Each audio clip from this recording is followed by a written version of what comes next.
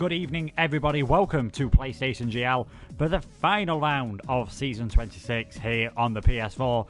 It is the F3 League, and it just kind of feels right to finish the season at one of the most historic tracks on the calendar, Brazil, the Autodromo Carlos Pache, round 14 out of 14. The championship sorted a long time ago. Carlsberg, absolutely dominant this season, 9 wins out of the 12 races that he's took part in. Let's not forget he completely missed the Japanese Grand Prix. An absolutely dominant performance. Can he, Sam Thompson, make it a perfect 10 tonight? Well, that's the question. Can he get a decade of victories in 14 races? In fact, in 13 races. I wonder what succession rate of victories that is in the season. I'll be working that out in a second, but I mean, it's Brazil. It's the final race of the season. Yes, we haven't got a championship battle like F1 and F5, but trust me, you know, it's Brazil. Things happen. This is a crazy track, and I'm really excited for tonight. And word has it, Carlsberg is starting from the back tonight as well. He had the decision to make whether to do this race on wheel, but he was like, no, I'm not doing that because I'll be at the back of the grid and it wouldn't be fun. So he's just turned around and said for his final race on pad, remember, he's going to start at the back of the grid and he's going to try and work through the field and win. So just keep your eyes peeled tonight because this could be actually a really interesting race ahead. Yeah, definitely. Drivers getting ready for qualifying now. Other things that can make it interesting at Brazil. Let's not forget it rains quite often here. Most recently in real F1, 2016 race, that crazy race where Max Verstappen somehow didn't crash. I think the race lasted about 3 hours in the end before Lewis Hamilton ended up taking the victory with Nico Rosberg in second. You had the 2012 race for last time McLaren won, also in the wet. 2003, Jordan's last win with Giancarlo Fisichella. Rain does happen quite a lot around here, but you don't really need rain to have an exciting race around Brazil.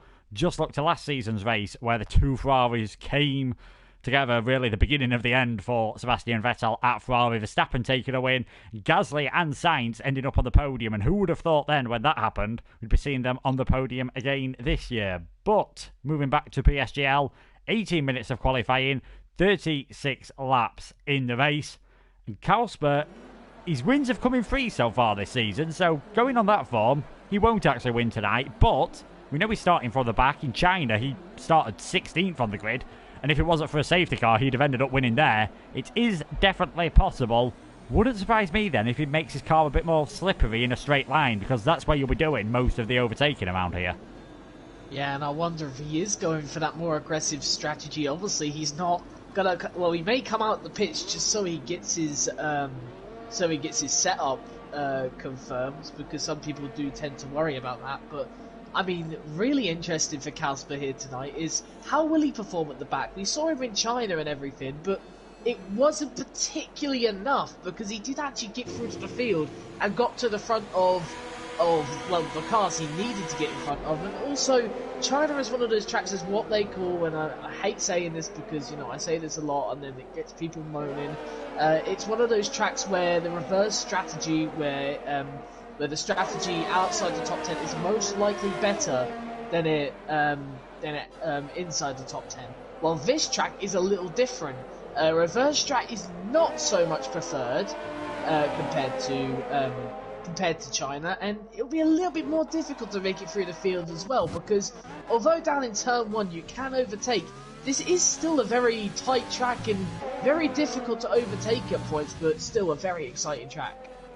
Yeah, it is definitely a very exciting track, and we'll see Cherry Tupai take us around on the medium tyres. Interestingly, both Renault drivers going for the mediums. We'll see what he can do. DRS open, just cutting slightly over that pit lane. A very undulating pitch straight here. If you're at the front, it's an uphill one towards centre S. Turns 1 and 2. Need to get a good exit through turn 2, getting ready for the next DRS zone. Quite often you'll see battling all the way from turn 1 and then down this straight here. Cherry not quite sticking to the right hand side of the track in a very tricky braking zone for turn 4. Easy to run wide here and then invalidate your lap. Then up the hill again, this second sector, all about having good mechanical performance from your car as you throw it into Ferradura here.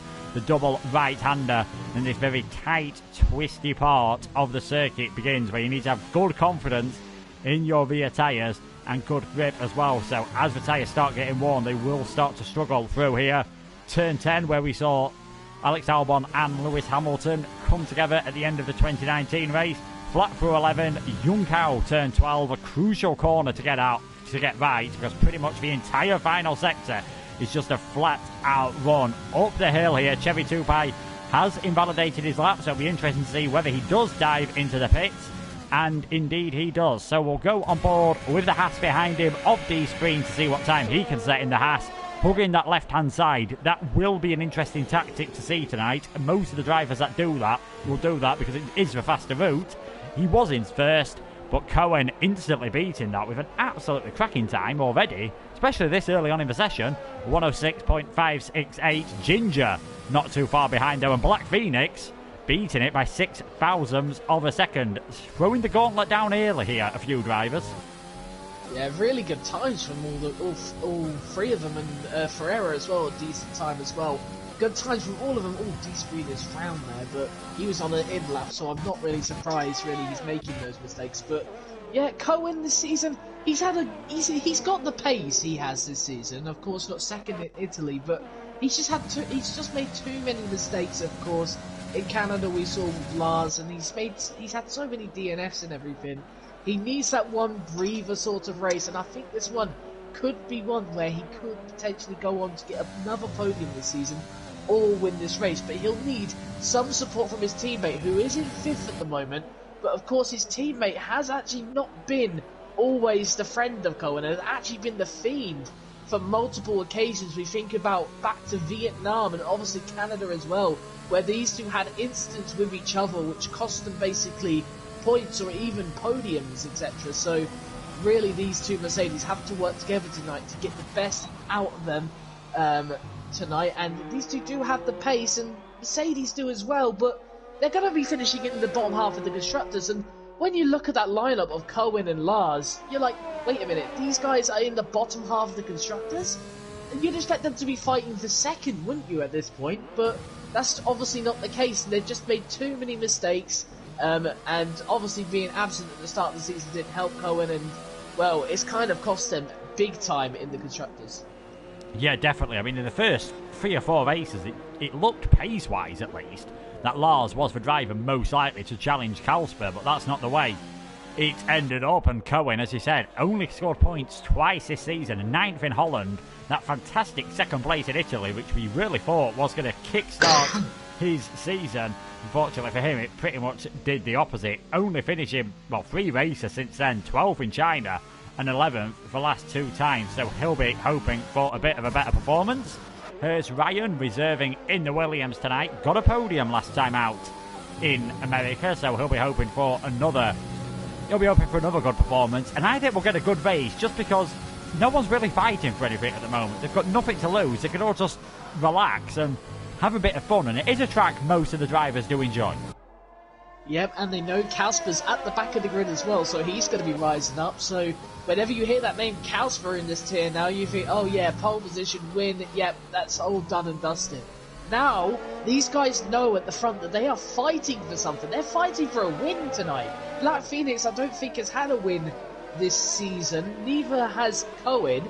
Ginger's had multiple wins, but he would want to go off on a high because he actually looked like he could have done more, obviously, until Bahrain happened, unfortunately for him. But Calzo up there as well, Ferreira up there as well, and well, Lars needs to win a race this season. We know that. He's had the pace. He's been on top on multiple occasions, and he looked like he was going to win multiple races, but he screwed up so many times. Surely Lars is going to be thinking, let's go all out tonight, let's win this thing, and let's prove everyone that I can win something this season.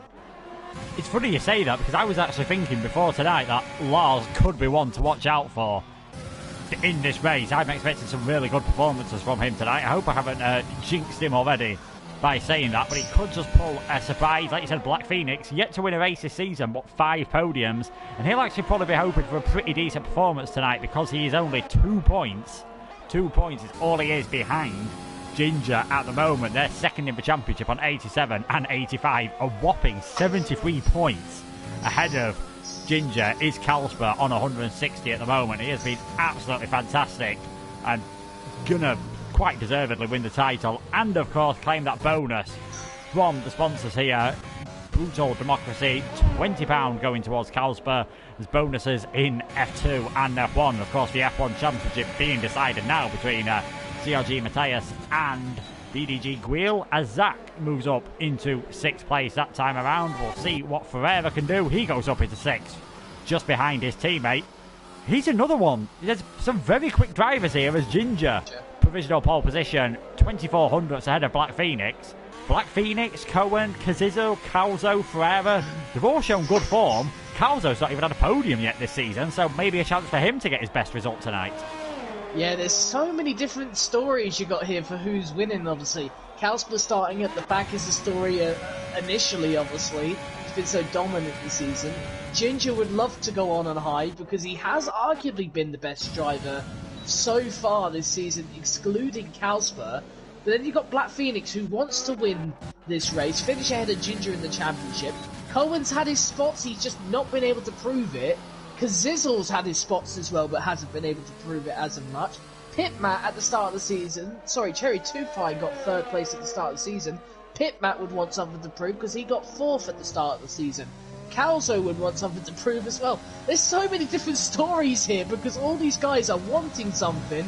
Lars needs to prove his point. There's so much to prove in that top 10 because all these guys have looked like potential winners, potential podium sitters, and they just haven't got it because some certain McLaren starting at the back has stolen all their victories.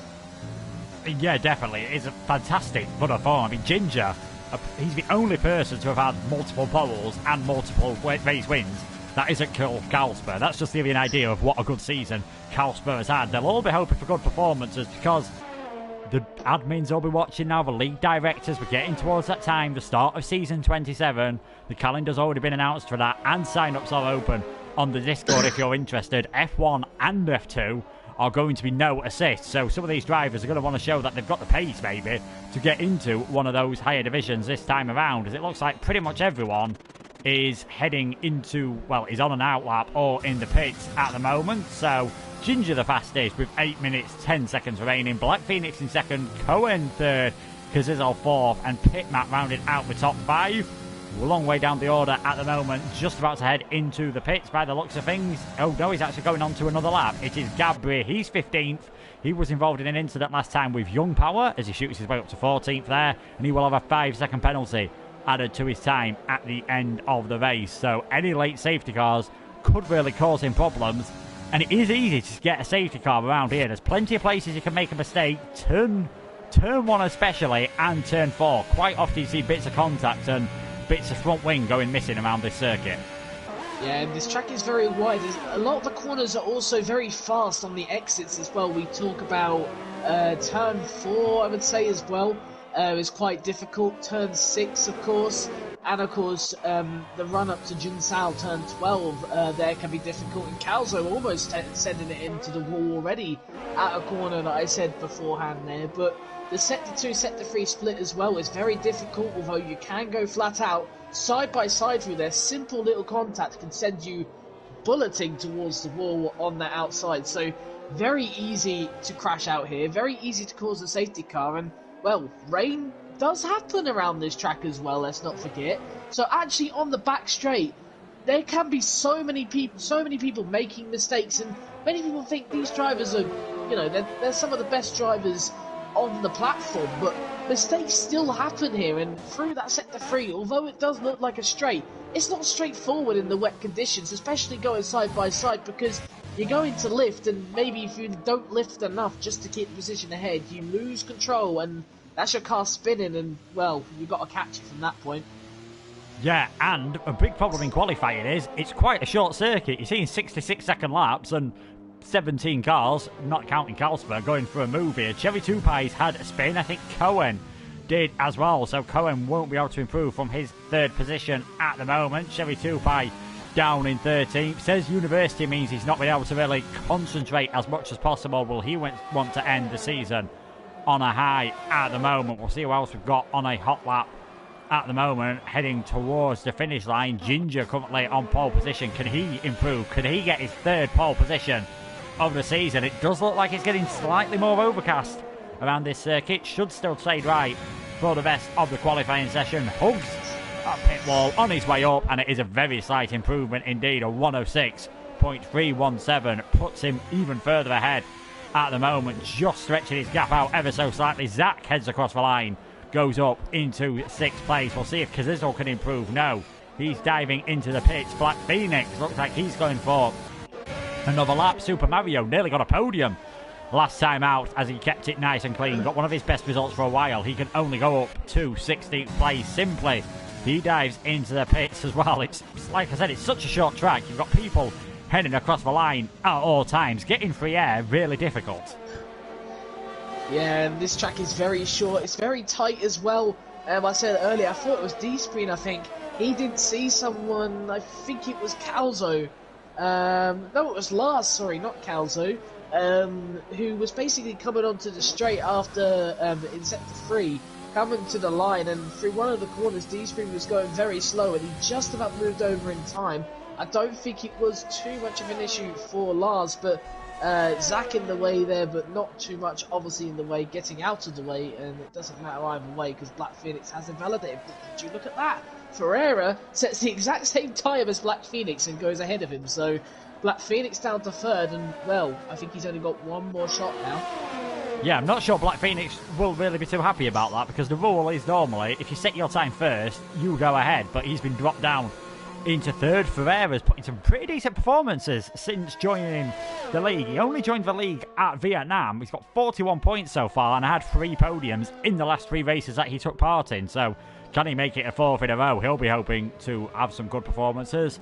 We've got D-Screen on track at the moment. Both these guys look to be heading towards the pit, to Lars as well. So it's all quieting down all of a sudden. It seems like they've got all this free track to themselves, and no, they're all going to want to go out at the same time. Ginger the fastest at the moment, then Ferreira, Black Phoenix, Cohen in 4th, Kazizel 5th, Pitmat, Zach, Flying Finn, Calzo, Boss 1 to your top 10, Toxic in that 11th place, which is the alternate strategy, but as we were saying, not as effective around this track as it is around some other circuits.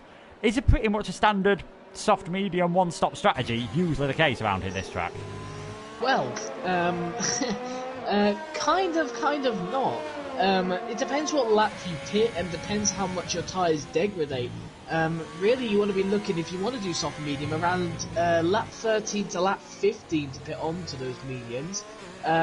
However, I had rain at the start of my race, so I actually, well, it stopped raining around lap 4, and then lap 5 it stopped raining completely, and it was optimal to go on to dry tyres. I opted for the hards, and right at the end I got a puncture, so the hard tyres, I do know, roughly do go around 30 laps.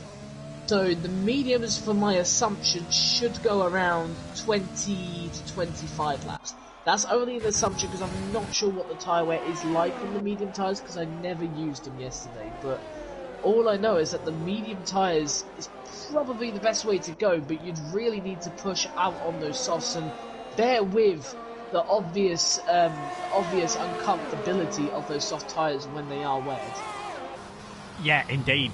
My plan in F11 was to do 21 laps on the medium tyres, but with a broken front wing at turn 2, that plan pretty much went out the window instantly. But you can see that difference between drivers going soft hard and some of the drivers going soft medium. Cohen's made a slight mistake on his lap, so he's just backing out of the way. We'll see what Kazizel can do at the moment. Doesn't need to find too much improvement, and you can see there Boss Wanted just getting out of the way. He's got Lars not too far ahead of him, who will be gearing up for an outlap at the moment as he's just heading on the run towards Yongzhou. That famous Is That Glock corner, of course, from 2008 Championship Decider, and Kazizel is improving at the moment. He keeps this up through the final sector.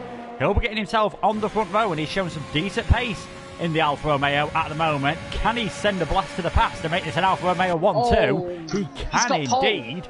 106.271. Pole position for now for Kazizel. We're just seeing Gabri has gone up into 10th place at the moment. One of the Renaults coming towards the finish line. That is Cherry 2 Pie. Looks like he's just warming up for another lap. And we have been informed by our champion-elect it is going to be a dry race, so that is one less thing for other drivers to have to worry about. Yeah, and I'm not surprised. Everyone looks to be going on fresh set of softs. They're not trying to use the softs, trying to make them warm up or getting an extra lap in on them.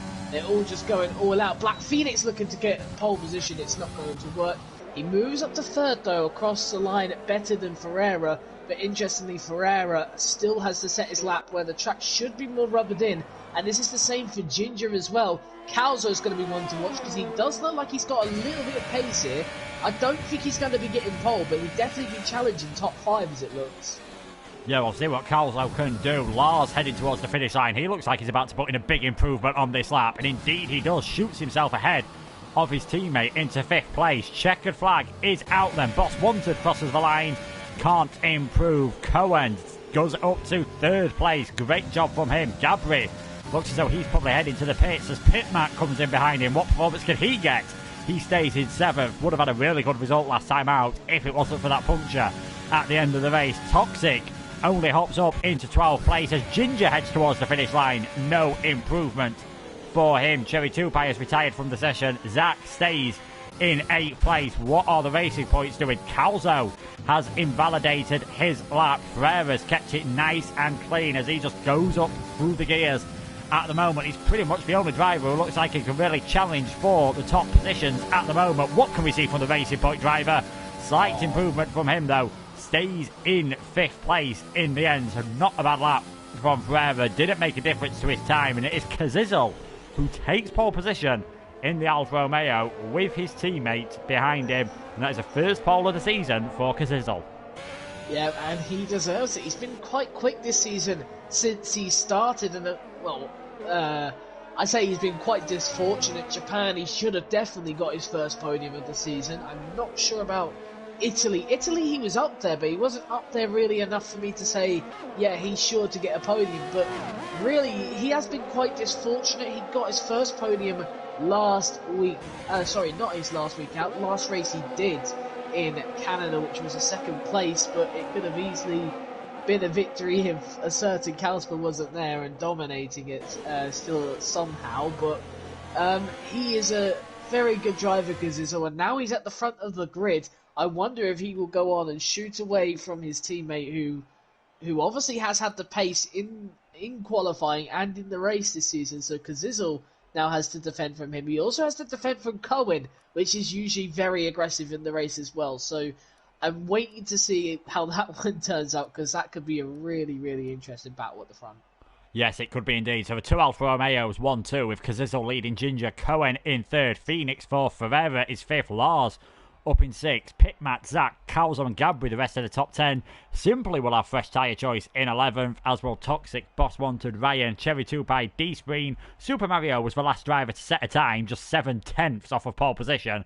And Kalsper, our champion, will be starting from 18th position. The same place where a certain favourite son of the Brazilian crowd, Rubens Barrichello, got his first ever F1 victory at the German Grand Prix. So it's definitely doable. Very overcast conditions, which might help the drivers slightly with the tyre temperatures. I imagine it is still pretty warm and humid here in Sao Paulo, round the rainforest, of course. How high up do we think Kalsper's getting? Can he somehow manage to get a victory? Will he get a podium, or a points the best he can hope for? Well, I'm interested to see what strategy he goes on. Usually outside the top 10, they go for medium soft or, well, hard soft, but I doubt you'll see too much of the hard tyres outside the top 10, because the tyres should be alright to do medium soft. However, I'm not 100% sure. It's going to be really interesting, though, for Kalsper, because if he goes those softs into the first corner, he's going to be more confident on the grip in front of the guys ahead. But in that first corner, do remember that corner is very tight through there, and a lot of people usually bunch up a lot, and I wouldn't be surprised to see a couple of wings flying. So for Kalsper, it's more about what strategy he chooses, and as I'll see here, he's gone the medium tyres, but actually other people outside the top 10, as in Super Mario, Ryan, and Simply, have gone the soft tyres. So very interesting that different strategies there outside the top 10, but it looks like everyone else goes the mediums there, including the champion-elect Kalsper. So there's some predicted pit stop strategies. If we see anyone go for the medium-hard strategy, I will be very surprised indeed. The only way that's going to happen is if someone gets damage in the early stages, or we see an early safety car. So here's a view that Kalsper isn't really used to. At the back at the moment, 17 cars ahead of him that he's going to be trying to get past, and it is a view that Ginger has pretty much been used to. Quite often he's been behind Carlsberg, but this time it is his teammate Kazizel just ahead, who has looked very pacey in the last couple of races, was definitely the fastest of these two the last time they raced together in Canada, and we know they do work well together, so good teamwork here could help them take the victory. You've got Cohen, Phoenix, Frera, Flying Finn, what with Delars, Pitmat, they'll all be looking for their first victory. In fact, Pitmat and Carlzo will be looking for their first podium. Can Gabri overcome that penalties? What can Toxic do in 12th place? Said he's been carried this season, and in the nicest way possible. You've kind of got to agree with him. Only one podium at the moment for him in Bahrain, so he'll be hoping to end the season on a high, but admitted that he hasn't really done much practice and spent the build up to the race watching Netflix. Maybe if it was Drive to Survive, it might help him ever so slightly. Anything else, I'm not quite sure it would be that useful. So Kazizel will be on pole position. You can see how steep the hill is, the climb towards turn 1, and as Sam said, it is a very tight turn 1, but it does sort of come in from a very wide entry. You can see cars going 3 or 4 wide into there, and if you don't realise there's another car on your inside, may well see some flying front wings, some incidents. Hopefully though, no retirements. Hopefully we get a fantastic 36 laps around this track to finish off the season, as Kausper has just got into position now, and we wait for the game to reset. We wait for the lights to come on. We wait for the yellow flag to be cleared ever so slightly, and we still wait. We still wait. Did someone leave the session and join the session back? I think Ryan left the session and I think he's joined back. And I think that may have caused what's happening here. I think. Don't quote me on that. I'm going to quote you on that. I mean, I didn't see anyone leave, to be perfectly honest with you. It doesn't let Ryan take control? Huh? So I'm guessing Ryan is not here? I'm assuming he must leave the session. Yeah, apologies for this, ladies and gentlemen. We may well have a either a reset here, or Ryan is going to have to leave the session, because he does seem to maybe be the problem. There was a yellow flag further in the back, and it was definitely in the area of one of the back cars, so I don't know if that's had anything to do with it. In the meantime, grab yourself a cup of tea, get yourself some snacks, make sure you're nice and refreshed and don't have to get up in the middle of the race, because when it does start, you ain't going to want to miss it. And it is, yeah, Ryan unable to take control. So I think we are going to be heading to a new lobby very shortly, just to build the tension up. What this does mean is that all the top 10 do get fresh tyres, though. Yeah, it does. And, well, that's going to be an interesting scenario, because soft mediums, they can make it to the end, but they'll be able to make it to the end a little bit more now, because people can actually pit off those softs onto mediums around lap 11 now, and most likely take those mediums to the end. So really, for the top 10, this is actually a little bit of a saviour here somewhat, because now they can get off those old softs onto the new mediums. What I am aware though is that the undercut isn't so powerful at this track. It's good, but it's not good. If it's a lap difference from lap 10, let's say lap 13 to lap 14 and everything, someone comes in lap 13, lap 14, I'd say you'd probably be making around a 2-3 difference around that point. So, well, that's the stream stopped. GG code.